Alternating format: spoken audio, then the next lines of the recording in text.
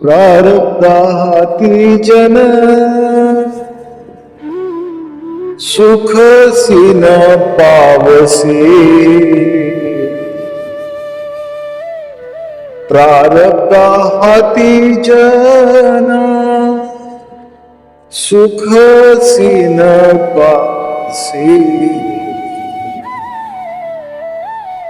करिता घायाळाचा संग, करिता घायाळाचा संग, अंगे अंग माखावे, करिता घायाळाचा संग, अंगे अंग माखावे,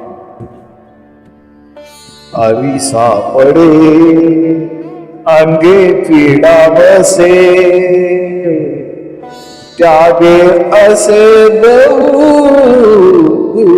सुख,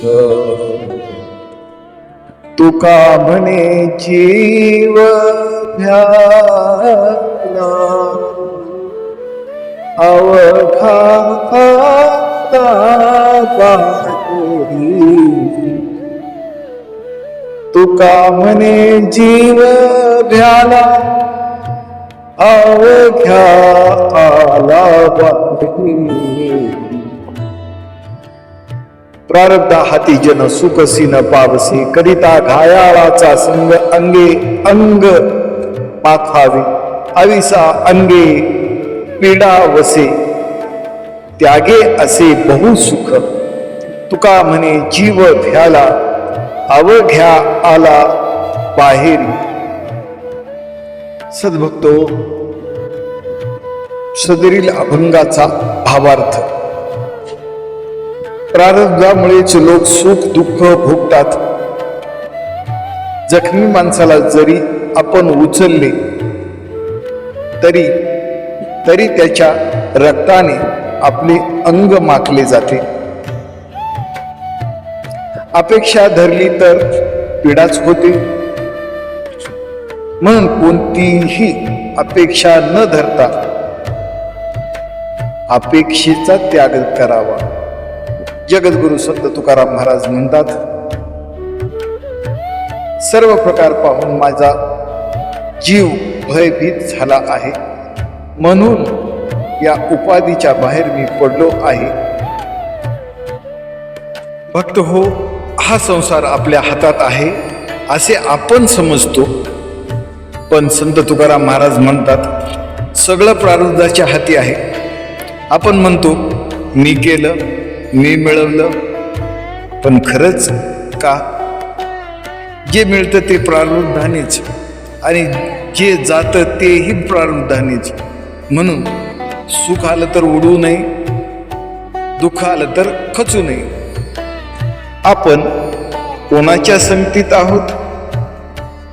संतांची संगत घेतली तर जीवन पवित्र होतं आणि वाईट संगती घेतली तर मन दूषित होतं. आता सर्वात मोठा मुद्दा अपेक्षा. अविसा अंगे पीडा वसे. आपण सगळं दुःख कुठून घेतो? अपेक्षितून. आपण म्हणतो तो माझ्यासाठी असं करेल,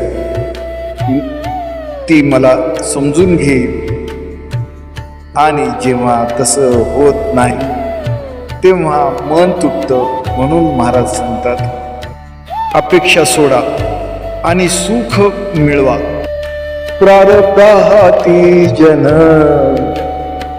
सुखसी न पावसे, करिता घायाळाचा अंग माखा, अविसा पडे अंगे वसे, त्यागे असे बहु सुख, जीव अवघ्या आला. संत तुकाराम महाराज सांगतात, सुख दुःख हे प्रारब्धाने ठरतं. वाईट संगती म्हणजे जखमी माणसाचे रक्त जवळ गेल्यात की ते लागणारच. आणि सर्वात मोठं दुःख अपेक्षा. अपेक्षा ठेवा आणि दुःखाला आमंत्रण द्या.